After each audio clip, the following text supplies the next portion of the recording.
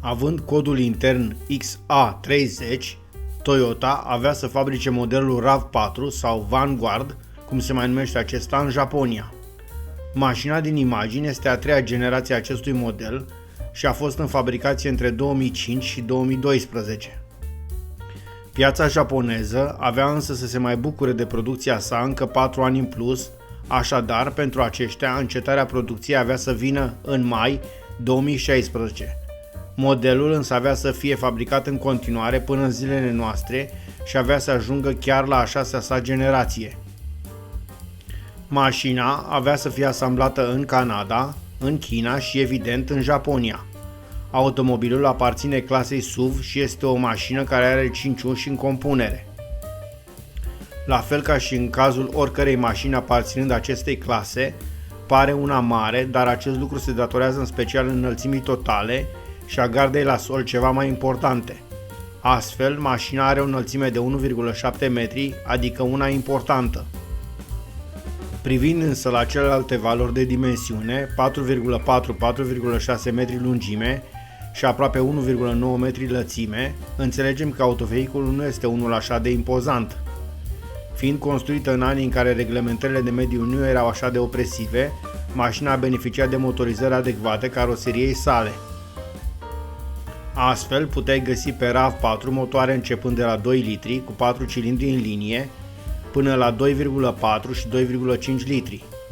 Perla coroanei o reprezenta un motor de 3,5 litri construit în V și având 6 cilindri în compunere. Astfel, aveai la dispoziție 150, 156, 166, 178 și chiar 268 de cai putere pentru versiunea cu 6 cilindri.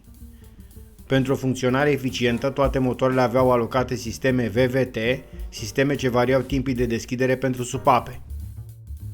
Pasionații de propulsoare alimentate cu motorină au primit de asemenea motoare cu litraje potrivite, respectiv 2,2 litri și având în compunere 4 cilindri poziționați în linie. Astfel se generau puteri începând cu 114 cai putere și se ajungea până la chiar 174 de cai putere. Dacă seriile de benzinare erau motoare aspirate, cele diesel au venit în ofertă numai în versiune turbo. Toate însă aveau o configurație de construcție de tipul DOHC cu 2 arbori cu camen chiulasă și toate ofereau 4 supape per cilindru pentru alimentare și evacuare. Pentru a fi ușoare, toate aceste propulsoare, fie diesel sau benzină, erau construite din aluminiu. Mașina venea în ofertă fie cu transmisii mecanice cu 5 sau 6 rapoarte, fie echipate cu transmisii automate, inclusiv de tipul CVT. Mașina avea un design modern, dar fără a atrage în mod deosebit atenția. Liniile erau rotunjite și aerodinamice, iar proporțiile erau mai mult decât unele potrivite. Specific desenatorilor japonezi, în spatele celei de-a doua uși mai exista un geam lateral triunghiular, care urma plăcut linia pavilionului. Singurul lucru care întrerupea cumva designul întregului automobil era roata de rezervă montată la spate, în afara caroseriei. Dar chiar dacă era în afara liniei de design, măcar aceștia au acoperit-o integral într-un element în culoarea caroseriei, oferind o imagine plăcută privitorului. Mașina emana robustețe și era un automobil perfect pentru o familie ce dorea o mașină utilă atât în mediul specific unui oraș, cât și ieșirilor în vacanțe lungi și poate de ce nu, chiar în afara oricărui drum.